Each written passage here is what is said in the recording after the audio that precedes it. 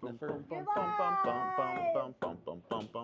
It doesn't sniff the gas. What it does is when you run Measures the current flow, or when you run an HDPE, high density polyethylene line subsurface, so that's that plastic tubing that comes on a reel like that.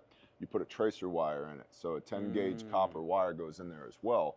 And so when they're beep, beep, beep, back and forth, what they're tracing is the copper wire. Awesome. So awesome question mark, because if your trench is this wide and your guys are sloppy, the gas line is on this side of the trench and the tracer wire is on that side of the trench. And so now you're 3 foot off from where the gas line is. Crap. So if you have, so some HDPE comes with, it's molded into the conduit or the line. That's great because it's right there. Where you get the beep is right there, but sometimes not the case. And so if you got a guy you're paying $8 an hour, he's half a retard and he don't want to be there anyway, he's just throwing that wire in the trench. And so narrow bucket if you can. And so that keeps your locate wire there close with the polyethylene line. Right. So you have a decent locate. So. Right. Y'all are live. Yeah, well, look. Hey guys, I used to be in power construction. Believe it or not, I know a thing or two beyond tourniquets. So. Fantastic. It's fantastic, indeed. But yeah, that's what they're tracing, is the copper tracer wire. Awesome. Yeah, it's pretty good. It's pretty James good Alley stuff. said, "Don't trust the locators." See, that's what we were just talking. We were talking about that before we went live. See, I was even telling the gas line guy who was marking, I was like, okay, well, I planned on putting the fence line at least 10 feet away from where you're marking already. Mm-hmm. So I should be good. And he's like, well, you never know. I was like, crap. You're really invoking confidence here. I was telling Heath before we went live, in Woodward, Oklahoma, I hit a 4-inch high pressure gas main 15 feet from where the locates were. And when I say, like, I just barely scraped the top of the plastic pipe, HDPE line, with the tooth of a 50-ton excavator, and it went pee, and gas is clear, so you can't see it, you can't smell it, but under high pressure, it looked like this clear volcanic plume going up into the sky, bending space and time and light, and I shut the track hoe down. I got on the radio. I was like, evacuate, evacuate, evacuate. The fire department came rushing in, and it was at the vocational school in Woodward, Oklahoma. And they were in service. They were teaching. And so they had to evacuate the school, blah, blah, blah. Gas company comes out. The school and the gas company, this was like the first big power construction job that I had done for myself. So if you've ever been through Woodward and you saw Northern Power Systems NPS 100 wind turbine behind the Votech school, you're welcome. And so they decided that I owed them $200,000 for the repairs on the gas main and for having to shut the school down, blah, blah, blah. And so I did what I do. I took pictures when this whole thing went down. And I asked the gas company, I said, hey, are those your locates 15 feet away from where the gas line is? They're like, well, yeah. I was like, that sounds like a you problem, not a me problem. And then the problem went away. So just because there's a line on the ground doesn't mean there's anything underneath that line. Yeah. And just because there's not a line on the ground doesn't mean there's not anything underneath of that no line, if that makes sense. True that. Good morning, everyone. I am Bear from the internet, founder of RefugeMedical.com. And this is Heath. I just work here. We gotta get you a better intro. Bear, they pronounce it Woodard. I don't care. I don't care. Washita, not Uchita. Well, there's two W's Glad in, you know in that. Woodward. Woodward, Oklahoma. Yeah. I know. Jerry laughed. English is hard. So, let's see. Last night, Mr. Kenneth Porter. Whoa. Mr. Kenneth Porter became our 50,000th order. So, good job, Kenneth Porter. Also, I'd like to note that Kenneth Porter started ordering things at RRM number 49990 and 49991, 49992, 49993, 49994, 495, 6, 7, 8. Playing the Yeah, And then- game. in like the 80s, I think, to see where it was at, and then Yeah. waited till we got to Yep. the 90s. And sir, I would also like to commend you on knowing that your next order was going to be free, not getting a field medic or a stomp or something like that. He bought a bare minimum. So I appreciate you buying hundreds and hundreds of dollars worth of stuff to get a free bare minimum. Bless you. So that's we did that. We're over 50K orders now. That's a different level of class right there. You know, Yeah, man. Feels it's different. definitely appreciated. It's like a milestone, Yeah, you know? we hit 50K. It's pretty awesome. Like for a scrappy little company, Yeah, you know? yeah. We're about to celebrate our 5-year birthday, too, in October. Yeah, we are. Yeah, we get out of the toddler phase. What a big deal. That's a big deal. Most companies don't make it 5 years. And We're in that's, kindergarten now. yeah, I know, right? We're going to get a cute little backpack. We'll start eating some crayons. It's going to be amazing. This is Finger paint, fantastic. finger painting. Start thinking how we're gonna celebrate it. Yeah. What, our 5-year anniversary? Mhm. PT. I got this. It's like, get on the ground, push up. our Push-ups with a tourniquet on your arm. our desk today is our new laser. Look at this. It's so nice. I know, this is great. This is We got the great. sew shop behind us. Let me give them a quick view of the laser. These are bars behind us to keep Terry locked in back there. Terry, Jen, Christine, so that Here we they go. Get so that they back. can't escape. They Laser. can. My son just hung the electrical on the wall yesterday. He did a great job. Yeah, he did. Look at that. Not bad for a 17-year-old kid, huh? Yeah, he and his buddy were in here working hard the Yeah, other day. climbing through the Sunday. ceilings, and I'm gonna terminate that, which sounds like chill out, YouTube. It's a technical term. I'm gonna stick the wires in the breakers when we get done with this. Yeah. Because there's 400 amps in that panel that's Mhm. live, and I was talking with him about it yesterday. I was like, "Do you want me to terminate that, or do you want to do it?" And he's like, "I would really like it if you would do it." I was like, "I got you, son." I would also prefer if I do it. Like if 400 amps is a lot. 400 amps is a lot, and it's not the volts that kill you; it's the amps. It's all the way the amperage. And so even just because there's 400 amps on the service side, right? The line side, there's 400 amps coming in. Doesn't mean that there's 400 amps flowing through the mains. That all depends on what the draw is, right? right. How many lights you got on, how many sewing machines are running at one time, is the laser running, blah, blah, blah. So, And you know, it turns out even guys who work electrical don't know that. I know. It's 6 milliamps, 6,000ths of an amp across your heart. That's what will stop your heart. So I was installing, so I had a new meter pole put in and all of that good stuff, and needed to supply a nipple so that I could install. You supplied nipples Construction to words the are power so guy? weird. Yeah, Yeah. that's good. You and nipples, man. What can I say? I like nipples, babe. Well, Please anyways, continue.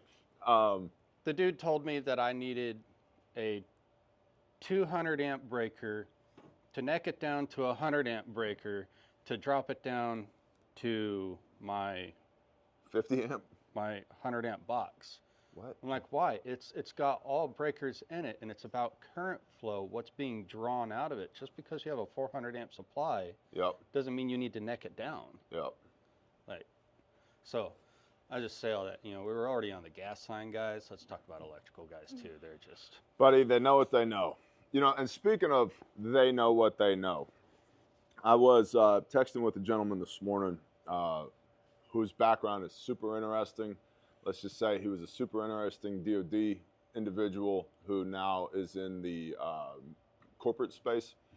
The company that he's working with has a bunch of semis, and there recently was involved a semi versus motorcycle to fight to the death. Guess who won? The semi one. Yeah. The semi one. I totally Technically no thought one, that. 'cause he has to live with that. Yeah, technically no one won. That's correct. Nobody wins that. And so we've been going back and forth for a couple of months about, hey, we think we want to institute some training here at our company. Can you guys quote us some stuff? They got busy and blah, blah, blah. They were like, get with us in October. We'll set something up. Well, I get a text message this morning as I'm brushing my teeth, and it's like, hey, we really need to prioritize this safety training. I was like, okay, what's up? Semi versus motorcycle. Now, shit happens, right? I wasn't there. I don't know. I'm not second guessing anything. I didn't see it with my own eyes. I do know this.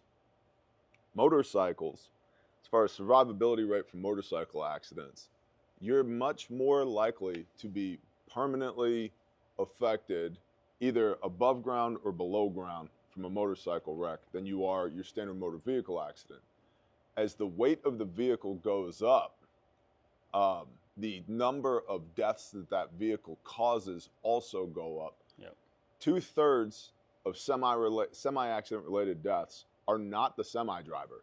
They're everybody else. We just saw this dude, Senja Hambadar Singh from California. Oh, that's racist. Well, have a name that I could pronounce, then I'll pronounce it. From California, who got his CDL out of Washington as a non-resident and then was driving in Florida, pulled a U-turn on the highway. And so, 3 people. So every semi in the United States of America is required by the Department of Transportation to have a fire extinguisher in it. Required. You cannot operate if you don't have a fire extinguisher. As a matter of fact, most of them come right off the assembly line. Right, from the factory. From the factory with a fire extinguisher in it. And didn't you work for a little outfit?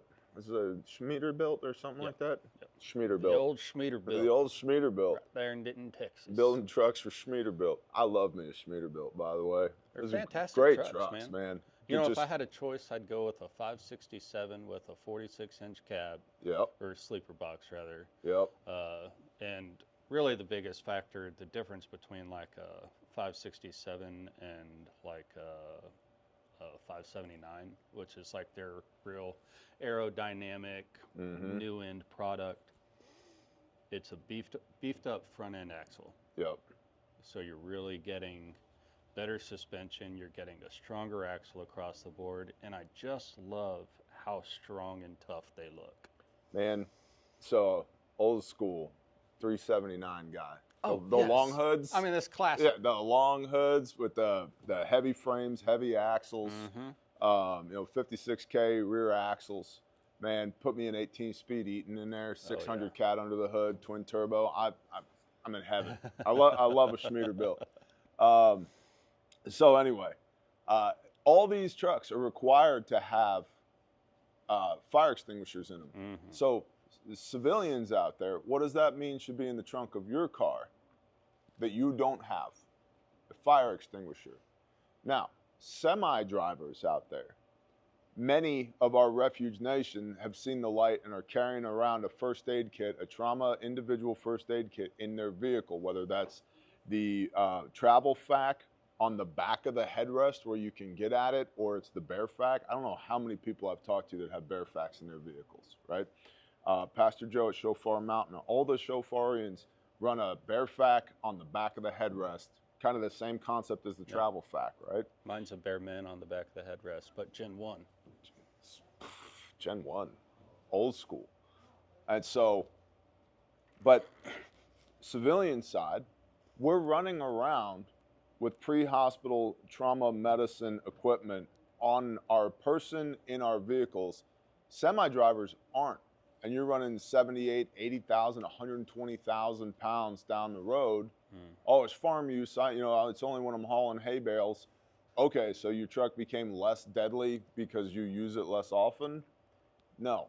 And so, for me personally, I don't understand why it is you're mandated that you've got to have a fire extinguisher, but it's not required that you have a real first aid kit. Yeah.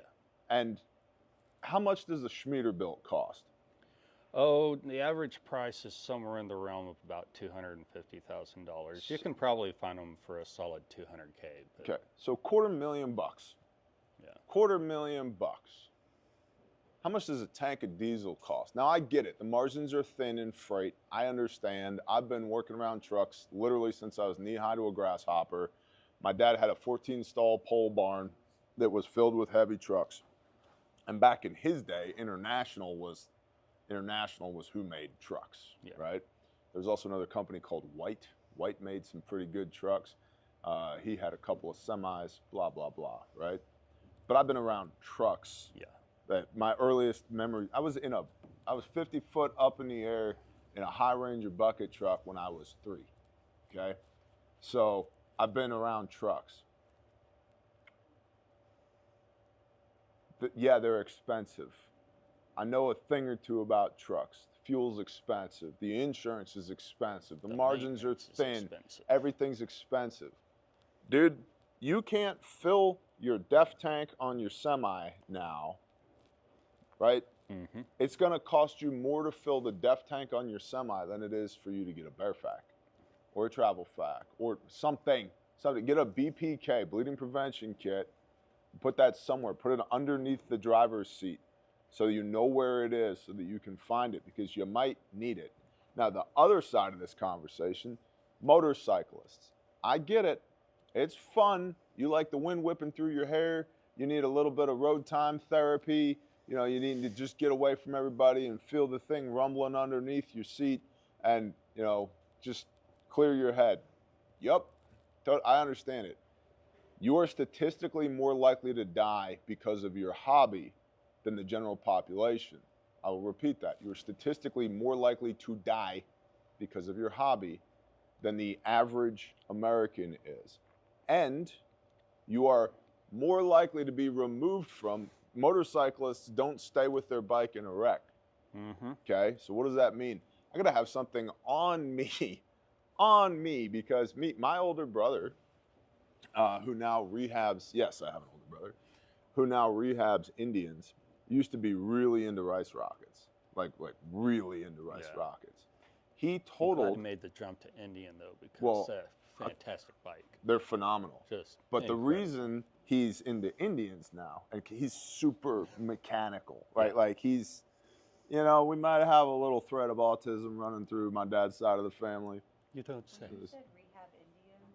My mind went way. Listen, Oh, he lives on Listen. the res too? yeah, us red people have a drinking problem. I don't know if you know this. Many of my fellow brethren, we need the rehab. I'll tell you that. That's racist. Shut up. Cherokee Choctaw Creek. Kiss my ass. All right. Oh, and every native that I've ever known has it's almost like an allergy. They Yeah. do not respond well to alcohol. We like the fire water, man. Oh, I don't know what to tell you. That and smallpox blankets, we're into it, man. Oh my gosh. Okay, backing up. My older brother totaled a Suburban that pulled out in front of him at a 4-way stop. He was on a rice rocket. He totaled the Suburban, flew 280 feet through the air, Ooh. in between the telephone wires and the power wires, landed on his head, broke a guaranteed unbreakable helmet into 13 pieces, That's a football field, broke dude. every bone on the left side of his body, was in a coma for almost 3 months, now walks with a hitch in his step because he busted his pelvis into 100 pieces, Yeah. the whole 9, right? And it's literally a miracle that he's alive. Mm-hmm. Literally a miracle that he's alive. And then he gave up on crotch rockets and then got into Indians because in his words, they just don't go as fast. Yeah. Okay? So I understand the allure to the 2-wheel hobby. I get it. But you are more likely to get significantly jacked up. One of my mentors, Danny Jackson, a brother and a friend, a man that I love dearly, walks with a hitch in his step because of a motorcycle wreck. Yeah. One of the gentlemen who owned this building before us, when he walked in here and I met him, he's got a prosthetic on his left leg from the knee down. Motorcycle wreck, right? Motorcycle wreck, motorcycle wreck, motorcycle wreck. So do you have a pocket you can stick a slick kit? and a soft T tourniquet in? The answer to that's yes. Find one. Adjust your outfit so that you do if you need to, and put a biker fac on your bike. Oh yeah.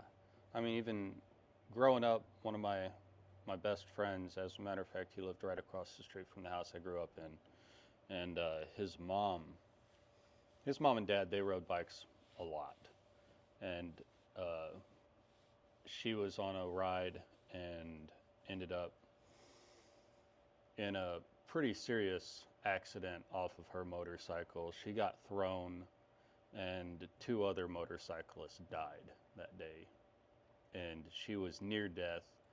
Her face completely marred, and she was wearing a helmet, of all things, right? Completely marred up, you know, almost unrecognizable. And the only reason why she even remotely looks the way she does now is because her dad is literally the best plastic surgeon in Texas. We have a slide that we talk in class. We talk about application of multiple tourniquets. We have a slide of a lady in the back of an ambo with 2 soft T's on her leg, and her leg doesn't look very leg-like. And it took 17 surgeries to reconstruct her leg. Yeah. And she was the passenger on a motorcycle. The driver lost his leg below the knee. And that was a F350 versus motorcycle versus guardrail. Yeah.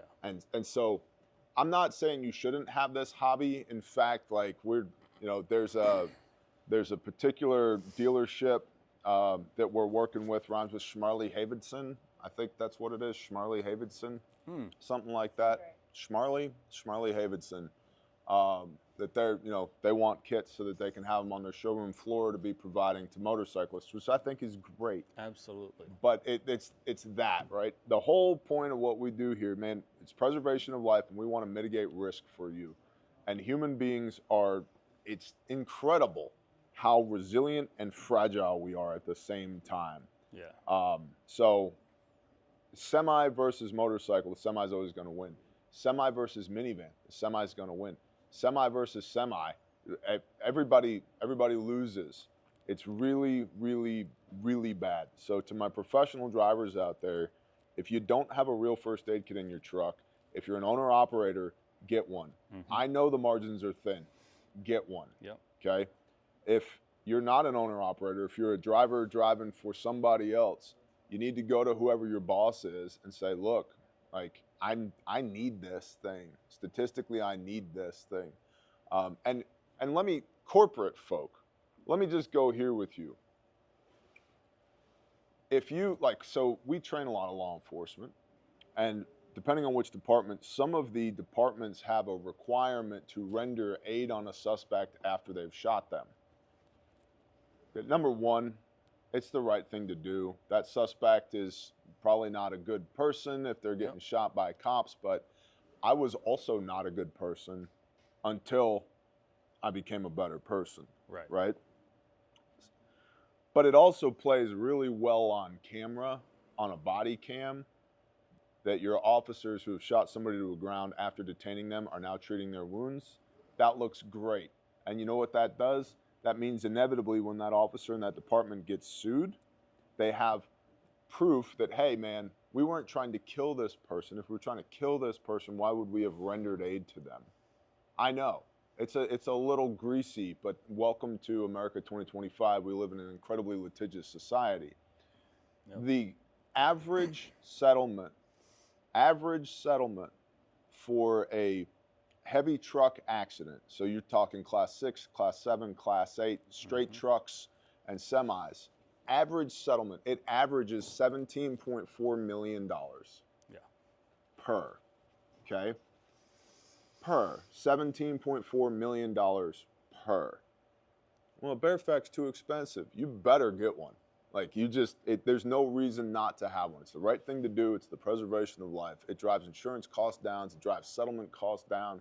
And you want blood guilt on your hands for the rest of your life when you could have done something and you didn't because you didn't have the material and the education in order to be able to intervene for the preservation of life. Right. It's a huge sector. How many freaking trucks are on the road? Oh, millions. Okay. I mean, they're everywhere. They're everywhere. The entirety of the infrastructure of this nation alone Yep. runs on the trucking industry. 93% of everything you touch in your daily life was on the back of a semi at one point. 100%. 93%. And I bet you that statistic has gone up over the years. Since COVID, Yeah. I bet you that's gone up. Yeah. And then how many motorcycles are out there? Millions. There's got to be millions of motorcycles. Oh, yeah. Right? And people are just blissfully unaware. They think that if something bad happens, I'll call 911 and then the cops and the paramedics will show up and it'll be okay. No. No. You have a time problem. Both breathing and bleeding is a 4-minute problem. If we don't resolve this in 4 minutes, the person's going to be dead or have irreparable damage to the function of their brain. And that 4-minute problem's really a 2-minute problem if we're talking about self-aid. Yep. If it's I gotta fix me, it's a 2-minute problem because at 2 minutes my level of consciousness will be so low that I can't effectively render self-aid. So you got a cop in your back pocket, and even if you do cops know medicine? Nope. No, they don't. So personal responsibility. Yes, Ran. We've had 3 people just in the chat this morning say that somebody that they know or someone that they were close to, they knew someone who had died from a motorcycle. Yeah. So 3 people in the chat have said that somebody they know or somebody they were close to died from a motorcycle accident. I'm just saying, like, I don't like it. Again, I understand the hobby. I get it. I get it. But if you're adopting a significant amount of risk when you engage in this hobby. And that should be understood. Yeah. You're also adopting a significant amount of risk when you just get into your car every day, but we're so stress inoculated to driving in our vehicles every day that we don't think about it anymore. When the fact of the matter is there's somewhere between 120 and 200 fatal accidents a day. People want to talk about like gun violence and mass shootings and all of this. The number 1 killer is motor vehicles in the United States of America. But we don't think about it anymore. We're stress inoculated to it. So, what if Congress, actually passed something that was beneficial to society as a whole? Well, there's your something problem. As simple as, that'll never happen. Right. Something as simple as something as simple as every vehicle. Oh, let's be concerned about EPA standards. No, let's actually be concerned about whether or not each vehicle is outfitted with an appropriate medical kit. Mm-hmm. Yeah. Off the assembly line. Mm-hmm. So, an appropriate medical kit. Did you guys see the U-line tourniquet? No. Oh my gosh. Let me pull it up. It looks like the bastard child of a Cat 7 and a soft T. Is that what we were looking at? I have, how many tourniquets have we played with? Oh, all of them. All of them. Well, I guess except for this one now. I have never seen this thing before in my life. And we've been doing Refuge for pushing 5 years. Before that, I was doing TACMed at Bear Independent. Before that, I was training TACMed with all kinds of individuals all around the country. I've never seen this tourniquet before. And in fact, I was doing some research on the Snake Staff ETQ Gen 2. Yeah. Because I had a call with those gentlemen a couple days ago. Maybe we'll talk about that at a later date. Really good people, though. Jefferson and Ben, really good people. Enjoyed talking with them. Spent an hour and 15 minutes on a Zoom call with them, and I was me. I was forceful but truthful on my opinions on their product and room for improvement and the whole 9. And that being said, I genuinely like them as people. Which truthfully, it says a lot about you as an individual. The natural proverb that comes to mind is "faithful are the wounds of a friend." Oof. Thanks, brother. Yeah, absolutely. You care enough. It's a medical company. They're trying to get tourniquets out there and be a help in the world and all of that. Naturally, they don't know what they don't know. But with that one fact, hey, here's the facts pertaining to everything that we're dealing with and what it is that you're trying to put out there on the market. Yep. And you care enough just about that one factor to tell them the truth. Well, and I say this often, and I told them this too. The truth hurts one time, bullshit hurts every day. 100%. Right? And if I would want somebody to tell me the truth, even if it's uncomfortable, Right. because that means that I've identified an area where there's room for improvement.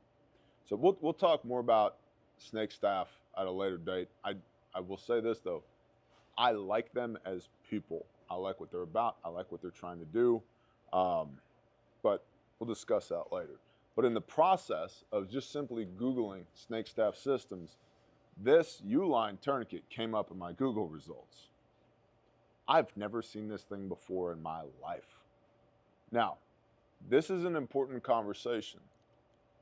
There's the little outfit called the Committee on TCCC, Committee on Tactical Combat Casualty Care. They're little. Yeah, little tiny. Not really a big deal. They are the gold standard for pre-hospital trauma medicine.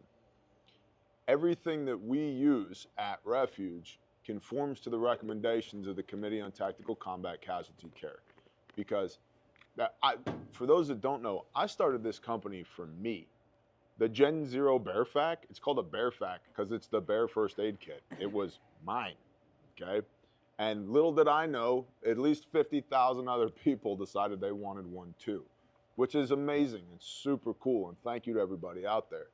But when I was building for me a first aid kit, I was like, well, clearly I want the best that I can get because this stuff has to work. It's not worth me wagering my life to save a couple of bucks. I'm just not going to. And if I wouldn't do that for me, why would I do that for Heath or for Lauren or for Terry or for Philip or for Mike or for y'all over here, Christine, for Jen, for Doc? I wouldn't. That's negligent of me to provide something that's substandard to you when the whole mission statement is preservation of life. It's not preservation of wallet, it's preservation of life, okay? So the Committee on TCCC is the gold standard. They make recommendations. They don't approve anything. They do that for a couple of reasons. When they make recommendations, they have no liability, product liability there. But because they make recommendations, they don't approve products.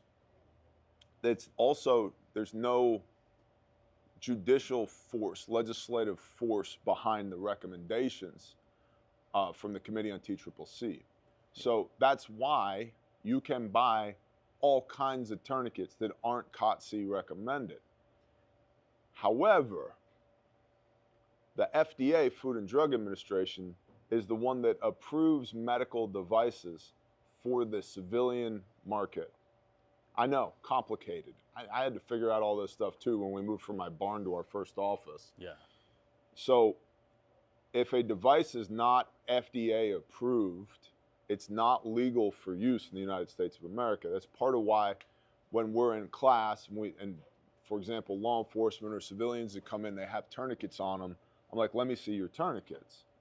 Well, if they're not real tourniquets, meaning they're knockoffs of a real tourniquet, they're not FDA approved devices, and they will break because we've broken hundreds of them in class before. Oh man, I tore one up just yesterday. Mm-hmm. You just Yeah. Yeah. It's one of my favorite things to do when we're training is just take a tourniquet that's fake from any number of students and break the windlass in front of them with minimal effort, by the way. Yep. Just tear it apart, pull all the stitching, rip it all the way down. With this thing that was all like octopus, like just straps everywhere. I was like, what is that? Yep. It was a tourniquet. And so if we go to a department, an agency, a corporate structure now, if you're issuing / providing non-FDA approved medical devices to your officers, to your employees, to your staff, to your unit, because man, we've taken them off with DOD guys too. There's a civil, if not criminal liability there. Definitely civil, could become criminal depending on the circumstance, because you as the procurement officer issued something that's not an FDA approved medical device. Mm-hmm. All that to say, like, so tourniquets work, all different kinds of tourniquets work. But I've never seen this thing from Uline before in my life. I've never seen one of these in the wild. I've never seen one in person. It's looks like it would work, I mean, maybe, but I don't know.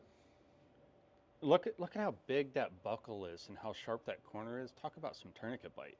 Well, yeah, 100%.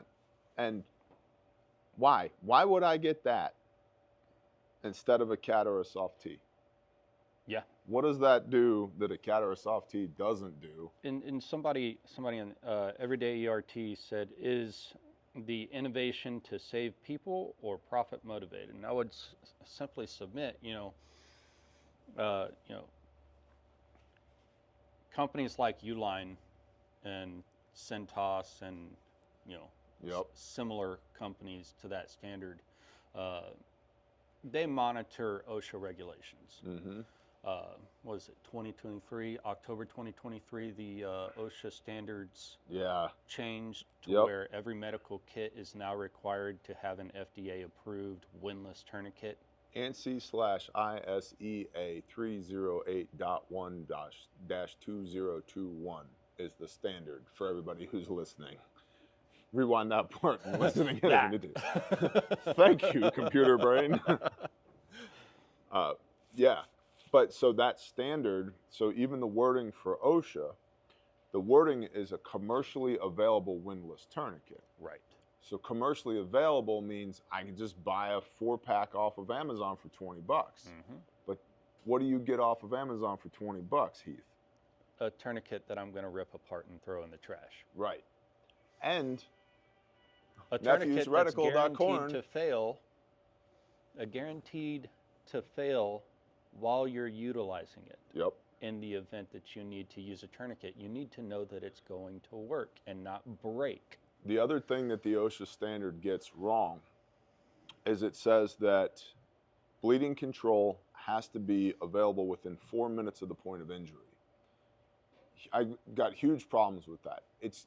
And so, believe me, I've done a lot of OSHA stuff. We have a Fortune 50 corporate client that I've been digging through OSHA regulation for, and it's mind-numbing how many regulations and statutes there are. It's just, I have folders full of OSHA regulations. But you have to have a first aid kit with a tourniquet in it per ANSI ISEA 308.1-2021 within 4 minutes of the point of injury. Here's the problem. If I have a femoral bleed, in 4 minutes, I'm going to be dead. So if the kit is within 4 minutes of the point of injury, to get there is 4 minutes, to get back is 8 minutes. Your patient is dead. Yeah. Okay, they have no pulse, no respirations. They're clinically dead. So really, it should be within 2 minutes max. And then that brings up the question of, well, where's the point of injury going to be? Right. I don't know. Shocking statistic, 32,000 casualties during the global war on terror, right? That 20-year period, 32,000 casualties.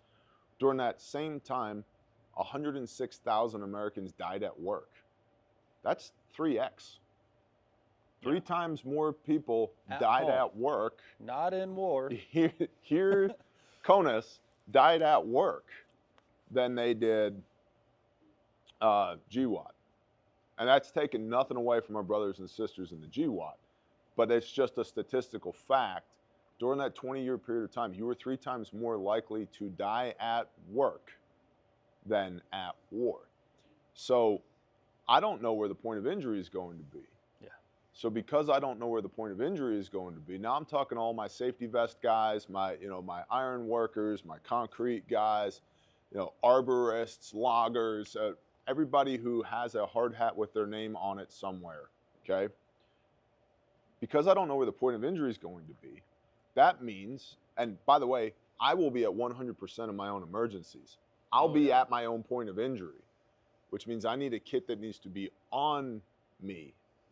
Right now, in my pockets, I have a slick kit and a soft T, right? So I've got wound packing, pressure bandages, tourniquet, airway on me right now, just sitting here. That's exactly what I have.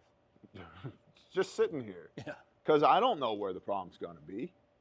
And so from an OSHA standpoint, OSHA says in that statute, ANSI/ISEA 308.1-2021, the wording is a commercially available windlass tourniquet. It does not specify COTC recommended, which would be your CAT, your soft T, your SAM XT, the XM2, XM3, the RMT, ratcheting medical tourniquet. There's half a dozen or more COTC recommended tourniquets. The most intuitive of the two, of all those, are the CAT Gen 7 and the soft T. They also have the most white paper data.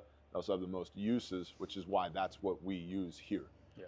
Soft T for on-body carry, CATs for in kits. So, good job, Josephus. He said, that's a quick, tight tourniquet. I found it in a HESCO first aid kit at work, and I replaced it with a CAT. No way. I just found that quick tight on the internet. I want to order one. I want to use it. I want to see what it's like. But they're selling that for 25 bucks. Okay. Get a CAT or a soft T. They're 30 bucks. Yeah.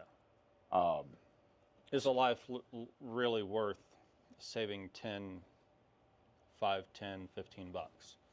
You know, depending on the range of tourniquets you're looking at. You know, you can buy a 4-pack for 20 bucks on Amazon right now. I could probably break that one. they're not hard to break. You could. Like it's almost effortless. It's quietly, or if the strap, you know, happens to be somewhat of a higher quality construction, it's still inferior materials. Look at this. And when you turn the windlass, once you get to arterial restriction, the windlass begins to bend on you and you literally can't lock it in. 4 pieces North American Rescue tourniquet from Shine, $9.98. Why are we not bombing China already? We're gonna get flagged. Militarycart.com, tactical tourniquet kit, tourniquet only, $9.99. Trash. It's trash. Flare Sin, that's the new one because they were Was it Rhino? before they were Rhino, they were something else with an R that I can't remember. Oh, Recon. Recon They Medical. were Recon that was making the Gen 4 CAT knockoffs. Mhm. Then they became Rhino Rescue, knocking off the CAT Gen 7s, and now they're Flare Sin. How do you spell that? FLARESYN. Broken nose too. Temu. I can get a 3-pack from Temu for $5.55. Hot dog. Right.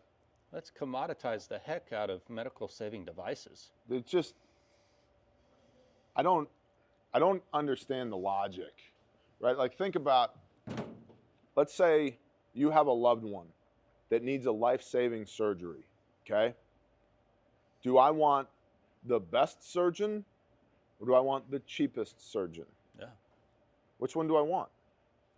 The absolute best. I want the best surgeon I can get. Yeah. Right? Okay, let's use another analogy. I'm going to jump out of an airplane. Do I want a parachute that came from Temu or do I want a real parachute? A real I want a parachute. real parachute. I don't want a fucking Temu parachute. Well, I mean, even think about But Terry, I saved $100 on my parachute. It's going to be fine, right? It'll be fine. Hey.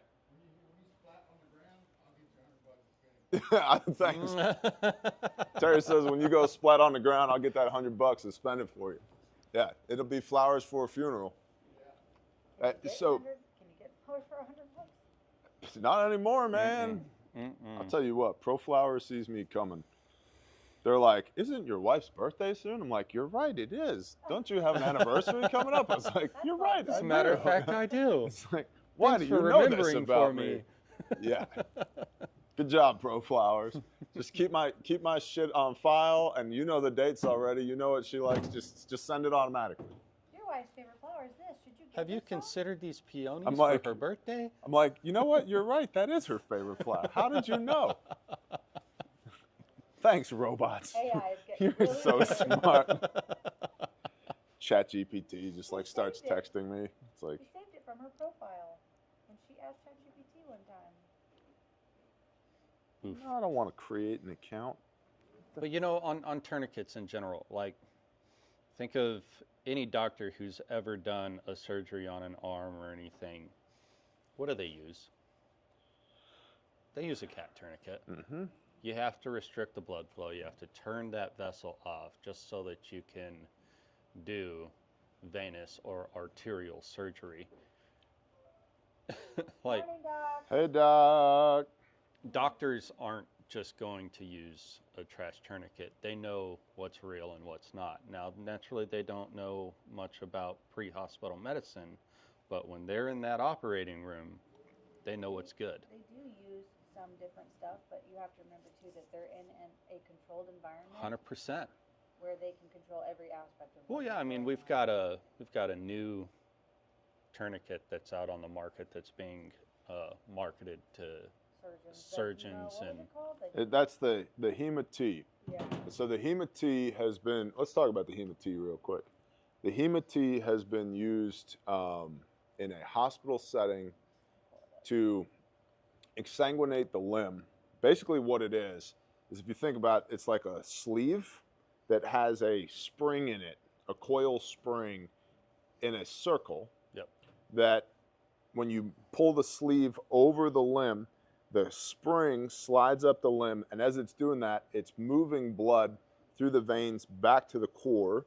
So we now have a bloodless field that we're operating on. And then it also achieves arterial constriction asterisk based upon our own experiences. Yeah. So that you have a bloodless limb with no blood flow. They then put a slit in the sleeve, expose the area that's going to be operated on, so they don't have any bleeding vessels, no veins or arteries that are bleeding. Might have a little capillary, but they do the work that they need to do, stitch it all back up, and then they remove the Hema-T. It's been used more than 2 million times that way in a surgical setting. It's now being marketed by, I think it's Rancho Survival Specialists or something like that on Instagram, as a pre-hospital tourniquet. In my experience, it is not a pre-hospital tourniquet. It is. It's not easy. Let me tell you why it's not a pre-hospital tourniquet. For starters, it weighs a pound. Yep. Okay? Literally. It weighs 1 pound. Next, it retails for $99. Yeah. Okay? Next, if I have a compound fracture, always remember our ABCs. A, B, bone. C, coming out of the skin is bad. Okay? Gets me every time. So if I have a compound fracture, how am I supposed to roll this thing up over the limb? I'm not. I can't. Okay? So I don't recommend it at all for a pre-hospital tourniquet. It doesn't replace a cat or a soft T. What it does do, which I think is really cool, and they have some white paper data on this, is they call it autotransfusion. You've got about 1 liter of blood in each leg that's just hanging out there. Yep. And so if I have a patient that has had a critical bleed, I can roll 2 of these up, 1 each leg, and I can move 2 liters of blood back into the core, which is one of their selling points, which is super cool, except somewhere around decompensatory hypovolemic shock, aka 40% blood loss anyway, the body's doing that automatically. It's called vasoconstriction. And one of the things I really need to dig into this deeper, because we want to be super careful about acidosis. We don't want to be taking blood that is oxygen depleted, filled with carbon dioxide, and pushing that back to the core real fast, because we'll induce or exacerbate acidosis. So I don't listen. I've argued with the Hema-T guy on the phone a couple of times. I put one on my arm in class. Maybe you were here for that class. I had a whole classroom full of students take my radial pulse. The brachial artery was not completely restricted, even though they said the Hema-T gets full constriction. It's designed and engineered, pre-programmed with 135 millibars in order to be able to, yeah, not on me, homie. And then I had Mike check my pulse. And so I'm telling the guy on the phone, hey, it doesn't achieve full arterial constriction. He goes, well, you checked your pulse wrong. I was a Navy corpsman. I said, who do you think checked my fucking pulse, dude? He goes, what? I said, yeah, my Navy corpsman checked my pulse. He goes, there's no way. I was like, I'm telling you, there's a way. I don't know what it is about Refuge, but we break shit, okay? We pressure test stuff. Yeah. There's a reason we sell the cat. There's a reason we sell the soft T. It's because I haven't broken them yet, right? There's a reason that everything that's in our kits, it's there for a reason. It's not because of price point. It's not because of profit margin. It's because it freaking works, okay? So, you know, the Gen 1 ETQ from Snake Staff, we broke a dozen of those. And to their credit, a lot of the feedback that we provided was incorporated into their Gen 2. Yep. Because we broke, I think it legitimately was 24 ETQs we Yep. broke in training on the Gen 1s. Which good on them. They took the data points and executed on them. Yep. And tried to innovate something better. I believe the kids say 100%. Hunt it. 100%. But same thing with the Hema-T. Yeah, it works in a hospital setting. In the field, now, and think about, like, when we go over here to Chaffee and we're doing Op4, think about how those guys are built. Oh, yeah. Those guys are built. They're stacked. Those are, I mean, they're just, those are some built individuals. yes. Right? I mean, you can't just be running around with a Mark 48 No. machine gun all day. Specimens of humanity, and much less firing them. The amount of kinetic energy that's coming back into the body while you are in a forward advancement position. Yeah. Like, no. Running around with 800 rounds of belt fed on you, Right. up and down the mountains. Come on. Fire maneuver. Those are some built dudes. And if you have to simulate some form of training to where it's like, okay, you're down, now I've got to pick my buddy up and run up a mountain. Uh-huh. Please. The most fun I ever had out there, These guys are fantastic. the most fun I ever had out there was when that 5-minute vehicle interdiction scenario turned into 90 minutes of L-shaped ambush versus L-shaped ambush Yes. over and over and over again. There was a machine gunner. He was like 15 meters away. He's like right there, and he pops up and click. And I was like, pop, pop, pop, pop, pop, pop. And he's like, I'm scared out. I'm out of ammo. And it's because it dwindled. Their platoon of 40-some guys and our little Op4 crew of like 8 guys, where they're like, we're down to like a handful of dudes each. You know, Yes. it was like down to the last man.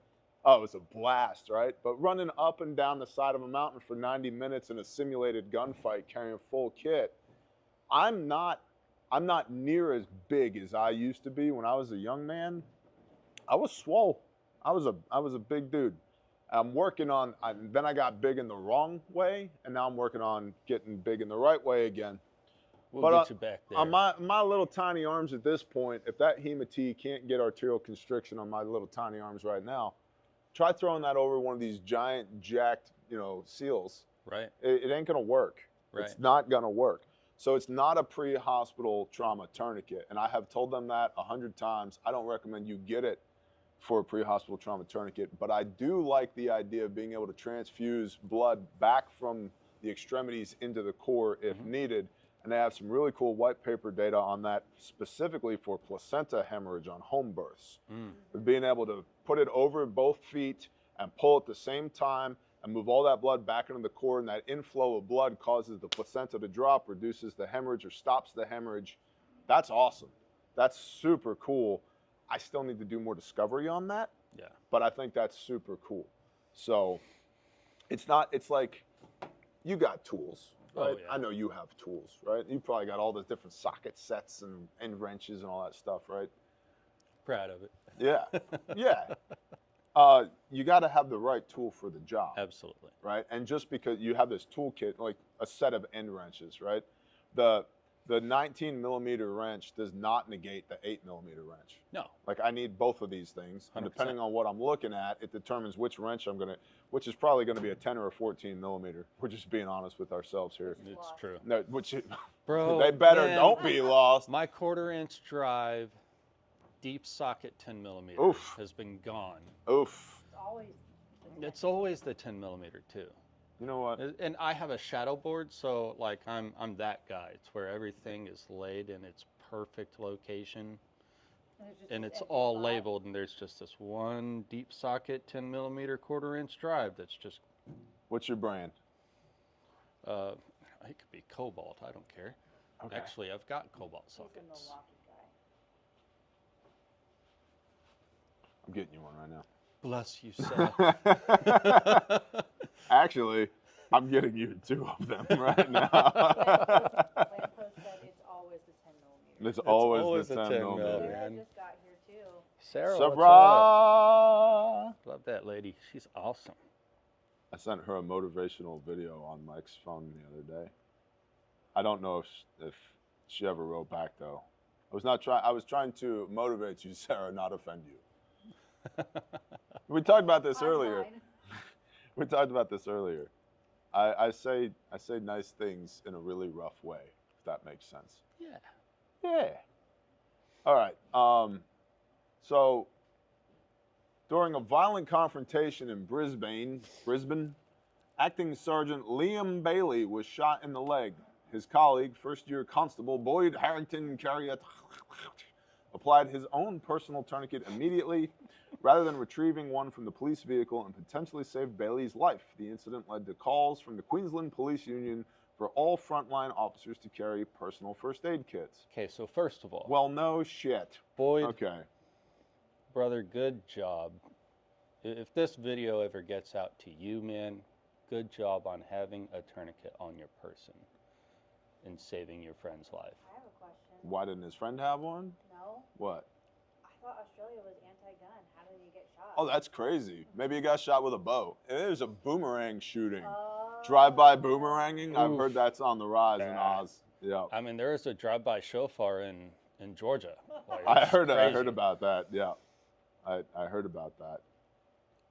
Oh, listen. If I get one more motivational whale video, I'm going to question our friendship. Noted.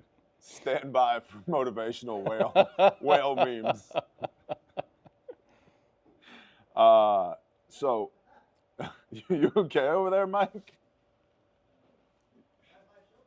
Drive-by shofar. Yeah. So, it's good that the one officer used his personal tourniquet on the other officer to intervene and save his life. That's great. Mhm. All officers should have their own tourniquets. So that goes back to SOPs, not just tourniquets, but blowout kits, because officers in urban and suburban areas need what they need. We teach SMART-E, they need SMAR. They need security, massive bleeding, airway, and respiratory. That's what they need. Yeah. Circulation, head injury, hypothermia, expose, evaluate, evacuate, elevate. They have a red button on their radio that they can hit that will get other officers and EMS vectored to their location like that, okay? So they're operating inside of the golden hour here. All officers should have their own tourniquets and know how to use them, and they also need a blowout kit. They need 100%. wound packing, hemostatics, pressure, packing gauze, and chest seals. They need that. And I don't know how many freaking officers we've taught where it's like, hey man, that's a cute vest. It won't stop 5.56. Mhm. And they're like, what? Their eyes get this big. Yep. Also, your head and your legs aren't made of Kevlar. Yep. You start explaining pelvic girdle to them, and their eyes get even bigger, and it's like, I'm not shooting you in the vest. And then when you teach them the difference between a switch and a timer, Yep. Yeah, Oof. I'm blowing your hip sockets out, and now you're not moving, so now I've got to switch. Yep. This is gonna sound like I'm being a jerk, and maybe I am a little bit, but there's a teaching point in this. There's a TLO in this. It is a blessing that most bad guys are so inept that it has allowed law enforcement to get away with bad tactics, bad training, bad 100%. SOPs yeah. for years, because the people that they have to fight, generally speaking, have no skill whatsoever. Yeah. I just posted a thing on my Instagram this morning of 3 officers in a stairwell doing a knock on the door. The one officer, the door was paper thin. The one officer thought he was being funny. He was knocking on the door hard enough to knock a hole through the door. Well, the door collapses inward, and this guy comes at him with a knife. And there's some little blonde chick officer standing there. She screams. Knife guy comes spilling through the door. Another officer's in the stairwell. He backs out of the way. Officer 3 produces his weapon. Gangster shoots 3 rounds into the guy, one-handed. And the guy, the perp, later succumbed to his injuries and died. But the tactics that were involved in this, they had no clear lines of fire. They were completely nonchalant. Everything about it was just terrible. It was just terrible. But that's because, statistically speaking, the threat that law enforcement is going to interact with is somebody of that level, a 60-year-old man with a knife who's off his meds, right? In like a real fight, in like a fight, that shit's not going to get it done. No. And the fact that the one officer didn't shoot the other officer that was in the stairwell is a miracle. Right. Like it's just a miracle. So Brisbane, Australia, Acting Sergeant Liam Bailey was shot in the leg. His first-year constable, Boyd Harrington. Good job, Boyd. But Liam Bailey should have had his own TQ. He should know how to apply his own TQ. Should have been on him. And yes, in their Vic, in their cruiser, there should be an even better first aid kit. Mm-hmm. But on their person, on their line gear, they have all this other retarded administrative shit that's all over them. But we don't have budget and we don't have room in our kit for $100 worth of blowout gear. Yeah. It's stupid. It's just stupid. If officer safety, officer survivability is a priority, you have to have the equipment. You have to have the training on how to use the equipment. And they need tactics as well. Like I was just talking with a brother last night who's OHP, Oklahoma Highway Patrol. And OHP's academy is militant. And I say that in the best way possible. Those dudes are goons. And I'm super glad they're on our team because they're goons. They're trained up. And even then, what we were talking about, because this guy's been an officer for a long time. He's all the way seen some shit and done some shit. Yeah. He was talking about the gap in skill sets for the young guys fresh out of academy. And even OHP is now teaching a 60-hour block on EMR, emergency medical responder, to all troopers, which is great. But EMR is not TCCC. Right. TCCC, care under fire phase, the care management plan and care under fire begins with return fire. 100%. Return fire, establish fire superiority, move to cover, treat injuries on myself, self-aid if I can with tourniquets only, eliminate the threat, subdue the threat. Then we move into phase 2, which is tactical field care, which is when the blowout kits, the IFACs come out. At the same time, we start phase 3, which is TAC-evac, meaning I need ambulances to this location now. Yeah. Right? And we can PowerPoint that all day, but until you have to do it under stress and do it over and over and over and over again, you don't actually have the reps. Now, how many, like, do you dry fire? Do you do dry fire? Oh, of course. Okay. Me too. And dry fire is good, right? Like, dry fire is good. Ah, there it is, front sight press. Yeah, click. Okay. Click. Click. Awesome. And if I mess up on my site acquisition, I don't touch the trigger. Love that. I love that. Now, go to the range and do a live fire. Right. Same thing, like reloading a rifle, right? I'll do reload drills at the house with a rifle. Obviously, clear the weapon, keep it pointed in a safe direction, no live ammo in the magazines, all that stuff, right?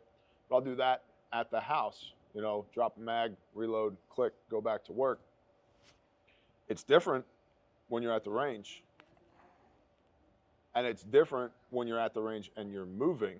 And then it's different when there's a freaking SEAL with a belt fed right there shooting at you, right? And so the more you escalate from foundational skills up to practical application, the harder it gets, right? And so you should build fundamentals, you should drill practical skills, but then you have to escalate the pressure so that when it comes time to apply those practical skills in real life, I have the automaticity. I don't have to think about it anymore. It's like I know my emergency reload for my rifles right here and click in, boom, back to work. Right? Or my emergency reload for my pistols right here, boom, click, back to work. I know my tourniquets right here, boom, click, back to work. Can you sneak up on a SEAL? Yep. I know I can. I've done it on many an occasion. Done it on many an occasion. Snuck up on a troop of them. About 6 of them. I've had them sneak up on me too. Oh, I've definitely had them sneak up on me. But boy, it's a different thing.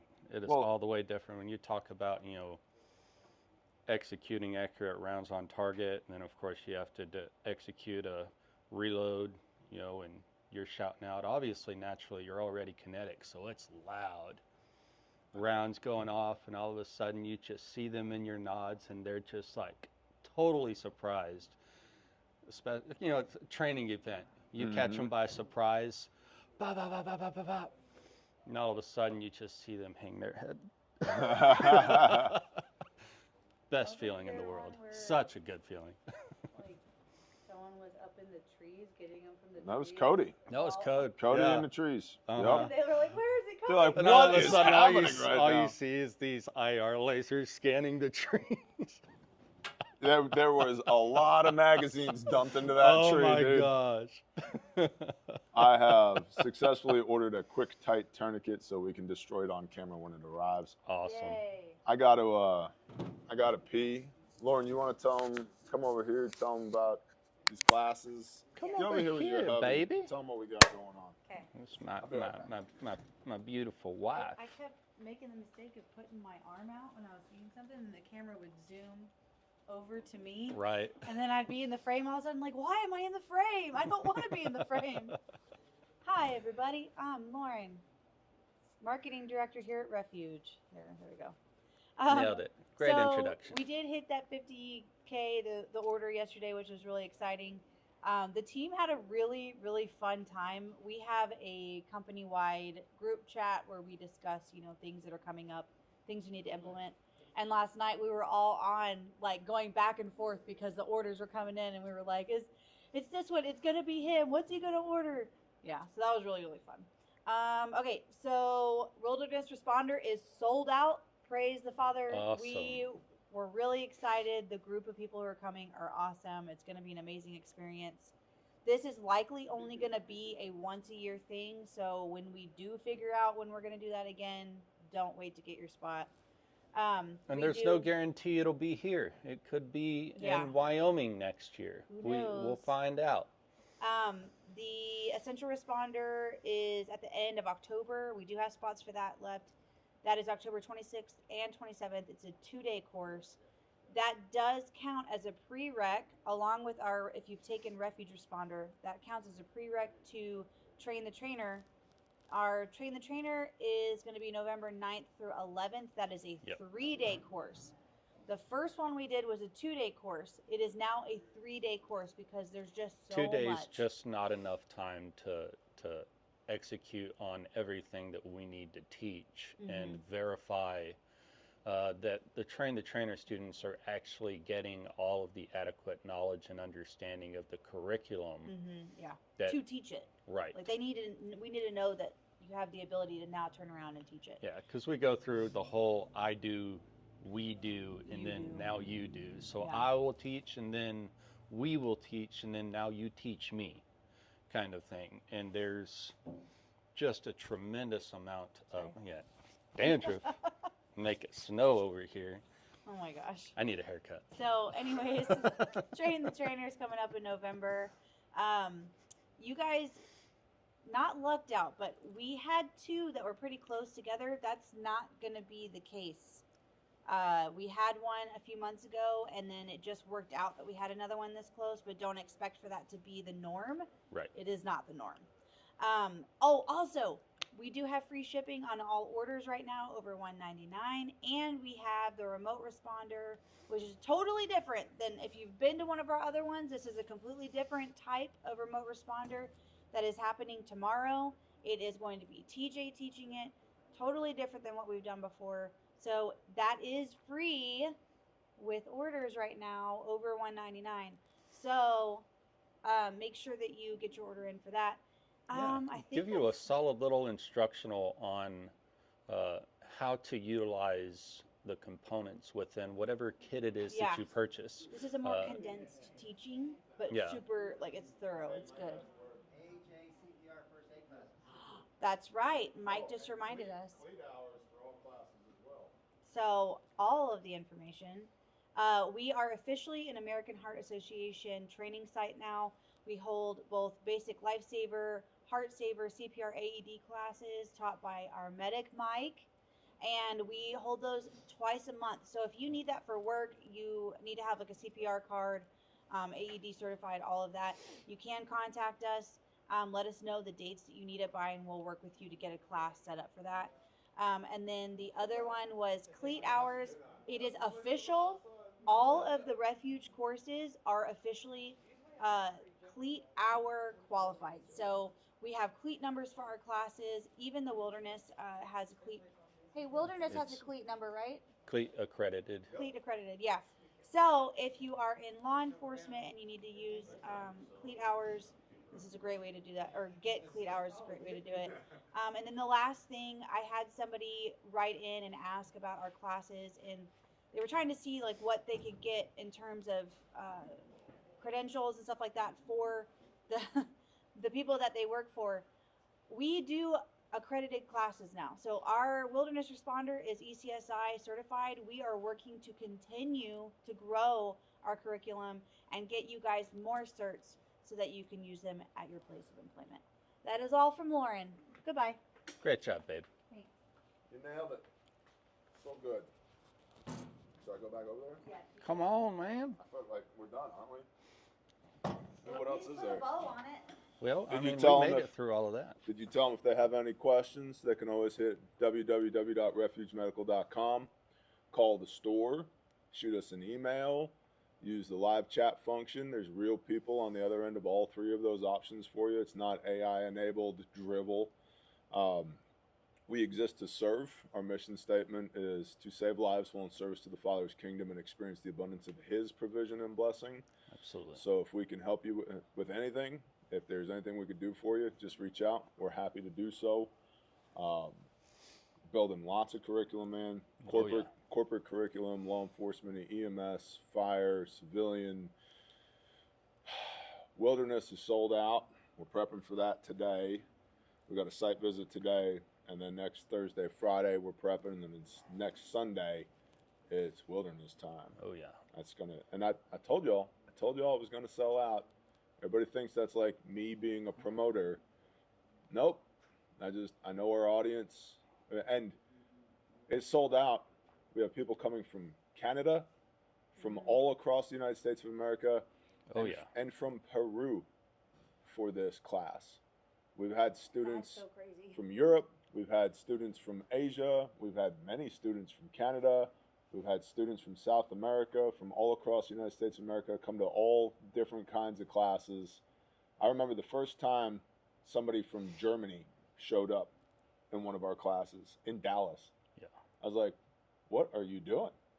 They're like, yeah, you can get international flights from Germany to Dallas. So we just hopped I was like, okay, that's amazing.